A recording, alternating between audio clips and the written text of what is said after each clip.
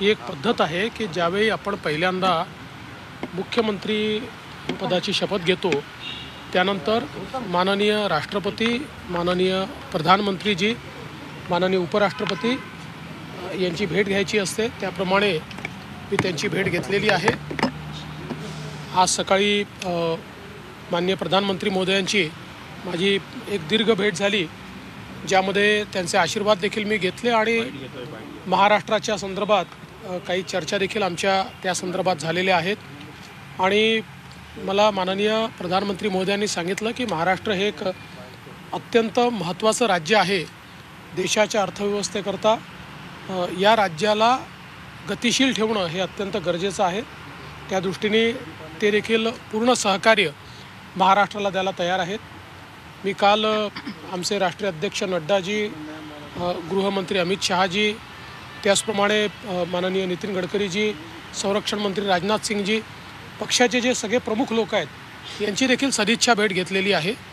आणि रात्री माननीय आमचे नड्डाजी, अमित भाई आणि BL संतोषजी यांच्यासोबत मंत्रिमंडळ विस्तारासंदर्भात चर्चा देखील केली। राष्ट्रपतींची तुम्ही भेट घेतली, उपराष्ट्रपतींची घेतली, काय त्यांच्या राष्ट्रपती महोदयांनी त्या ठिकाणी मी त्यांना निमंत्रित केलं की त्यांनी महाराष्ट्रात यावं।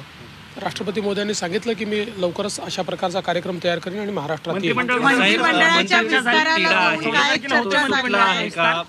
जागा वाटप 100% पूर्ण झालंय का? आता मंत्रिमंडळाच्या विस्ताराचा कुठलाही तिढा नाही आहे। पहिल्यांदा तर तुम्ही ज्या काही बातम्या चालवल्या त्याचं क्लॅरिफिकेशन देतो की अजितदादा त्यांच्या कामाने आले, मी माझ्या कामाने आलेलो आहे आणि आत्ता लगेच शिंदेजींचं इथे काम नसल्यामुळे ते आलेले नाही आहेत। त्यामुळे ते मुंबईत आहेत, आम्ही दिल्लीत आहोत। म्हणजे कालपासनं आजपर्यंत माझी अजितदादांची दिल्लीत भेट देखील झालेली नाही आहे। मी माझ्या पक्षाच्या नेत्यांना भेटायला आलेलो आहे आणि आमच्या पक्षाचे मंत्री कोण असतील, त्यांच्या पक्षाचे कोण असतील, शिंदेसाहेबांचे शिंदेसाहेब ठरवतील, अजितदादांचे अजितदादा ठरवतील।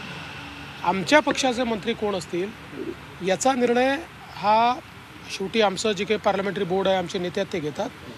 त्यामुळे काल बावनकुळेजींनी आणि मी आमच्या नेत्यांची भेट घेतलेली आहे, त्याच्यावर चर्चा केलेली आहे। प्रत्येक विभागातनं प्रॉबेबली कोण मंत्रिपदाचे उमेदवार असू शकतात, कोणाला आपण बनवू शकतो, असे एक प्रॉबेबल शॉर्टलिस्टिंग देखील त्याच्यासोबत आम्ही केलेलं आहे। आता या संदर्भात वरिष्ठ स्तरावर ते निर्णय करतील आणि आम्हाला कळवतील। तुम्ही नरेंद्र मोदींना भेटलात, नरेंद्र मोदींचं फॉर्म्युला वगैरे सगळा ठरलाय, तुम्हाला कळेल। सर, तुम्ही नरेंद्र मोदींना भेटलात, नरेंद्र मोदींचं तुमच्यावर एक विशेष प्रेम आहे। ज्यावेळी मुख्यमंत्री कोण होणार ही चर्चा सुरू होती तेव्हा सुद्धा नरेंद्र मोदींच्या वतीने देवेंद्र फडणवीस होणार हे आम्हाला ऐकायला मिळत होतं। तुम्ही आज काय सांगाल, काय स्पेशल बात? मला असं वाटतं की मोदीजी हे आमचे सर्वोच्च नेते तर आहेतच, पण एक प्रकारे आमच्या पक्षामध्ये आमच्या सगळ्यांकरता पितृतुल्य अशा प्रकारचं ते नेतृत्व आहे। त्यामुळे आमच्या सगळ्यांचं एक स्पेशल कनेक्ट हा मोदीजींसोबत आहे आणि त्यांचं प्रेम, मार्गदर्शन आम्हाला मिळत असतं। प्रसंगी आम्ही चुकलो तर आम्हाला रागवतात देखील। त्यामुळे एका पालकाच्या भूमिकेमध्ये ते या ठिकाणी आहेत आणि त्यांना भेटणं ही नेहमीच मला असं वाटतं एक अतिशय आनंदाची गोष्ट असते। आणि विशेषतः मी छत्रपती शिवाजी महाराजांची प्रतिमा ही मोदीजींना याकरता दिली की 2014 साली त्यांनी त्यांच्या प्रचाराची सुरुवात ही रायगडावर येऊन छत्रपतींना नमन करून केली होती। छत्रपती शिवाजी महाराजांच्याबद्दल त्यांच्या मनामध्ये प्रचंड श्रद्धा आहे आणि छत्रपती शिवाजी महाराजांनी जो मार्ग दाखवला आहे त्या मार्गानेच चालण्याचा प्रयत्न ते नेहमी करतात। म्हणूनच मी त्यांना ती मूर्ती दिली।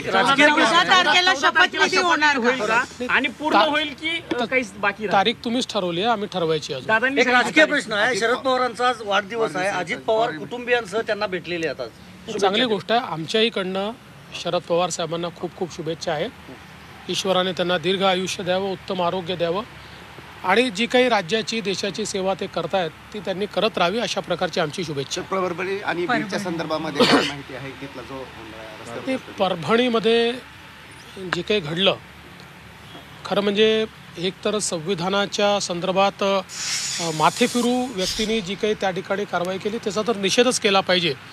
मात्र एक गोष्ट निश्चित आहे की तो व्यक्ती माथेफिरू आहे, एक प्रकारे ज्याला आपण ज्याच्यावर मनोरुग्ण म्हणतो अशा प्रकारचा मनोरुग्ण आहे आणि त्याला लगेच अटक झाली। अटक झाल्यानंतर इतक्या मोठ्या प्रमाणात हिंसा होणं हे काही योग्य नाही आहे.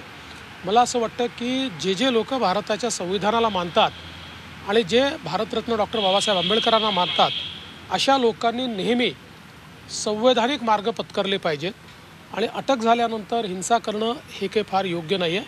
तथापि आता तिथे शांतता आहे आणि भविष्यातही शांतता राहावी असा आमचा प्रयत्न आहे. महाराष्ट्राचे गृहमंत्री तुम्हीच असणार.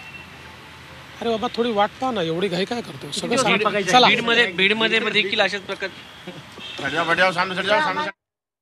आपण पाहतोय मोदी हे आपल्याला संपूर्ण सहकार्य करणार आहेत आणि मोदी हे फक्त सर्वोच्च नेतेच नाही तर एक पितृतुल्य व्यक्तिमत्व आहे आणि म्हणून त्यांची भेट घेतल्याचं देवेंद्र फडणवीसांनी म्हटलेलं आहे.